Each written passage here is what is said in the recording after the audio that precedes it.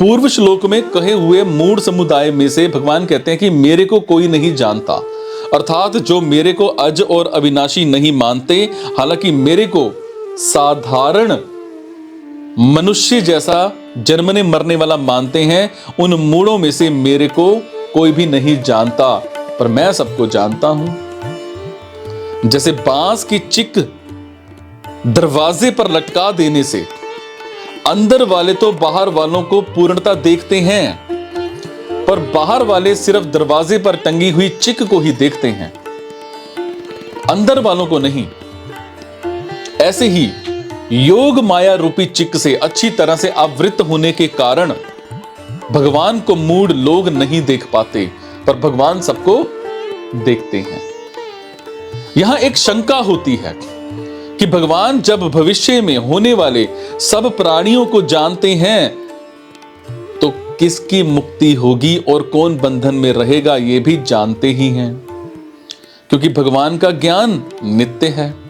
सो वो जिनकी मुक्ति जानते हैं उनकी तो मुक्ति होगी, और जिनको बंधन में जानते हैं वो बंधन में ही रहेंगे। भगवान की इस सर्वज्ञता से मनुष्य की मुक्ति परतंत्र हो गई, मनुष्य के प्रयत्न से साध्य नहीं रही। इसका समाधान यह है कि भगवान ने अपनी तरफ से मनुष्य को अंतिम जन्म दिया है।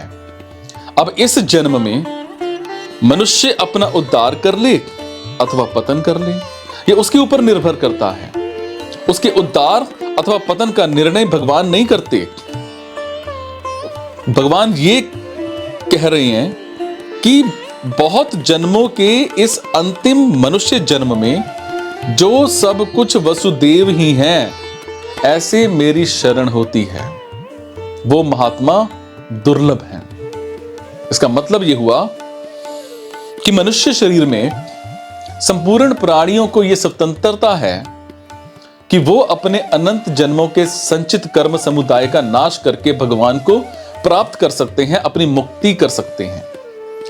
अगर यही माना जाए कि कौन सा प्राणी आगे किस गति में जाएगा, ऐसा भगवान का संकल्प है, तो फिर अपना उद्धार करने में मनुष्य की स्वतंत्रता ही नहीं रहेगी। और ऐसा करो, ऐसा मत करो, ये भगवान, संत, शास्त्र, गुरु आदि का उपदेश भी व्यर्थ हो जाएगा।